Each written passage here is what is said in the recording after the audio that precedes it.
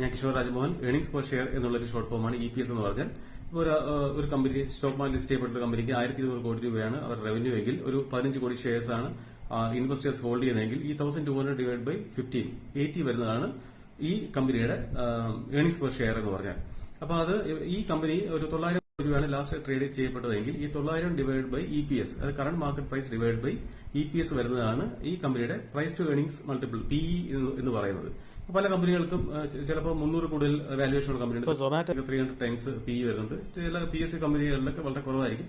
അപ്പൊ അത് ഇൻവെസ്റ്റേഴ്സ് എത്രയാണ് അത് ഫോഴ്സി ചെയ്യുന്നത് എന്ന് ഗ്രോത്ത് ഉണ്ടാവും, ഇതിനകത്ത് എക്സ്പാൻഡ് ചെയ്യും, ഡിവിഡൻസ് എന്ത് കിട്ടും, ഇതൊക്കെ വെച്ചിട്ടാണ് കമ്പനിയുടെ മാനേജ്മെന്റ് എഫിഷ്യൻസി, ഗ്രോത്ത് പൊട്ടൻഷ്യൽ, ഇതൊക്കെ വെച്ചിട്ടാണ് ഈ PE നോക്കുന്നത്. അപ്പോൾ അതിനകത്ത് ഒരു സർട്ടൻ നമ്മുടെ ഇൻഡസ്ട്രി PE ഒക്കെ നോക്കിയിട്ട് ഇൻവെസ്റ്റ് ചെയ്യാൻ അത് യോഗ്യമാണോ അനുയോജ്യമാണോ എന്ന് നോക്കുന്നതിന് വേണ്ടിയാണ് ഇത് നോക്കുന്നത്. അപ്പോൾ ഇതുപോലുള്ള കാര്യം സ്റ്റോക്ക് മാർക്കറ്റ് ബന്ധപ്പെടുന്ന സംശയങ്ങൾ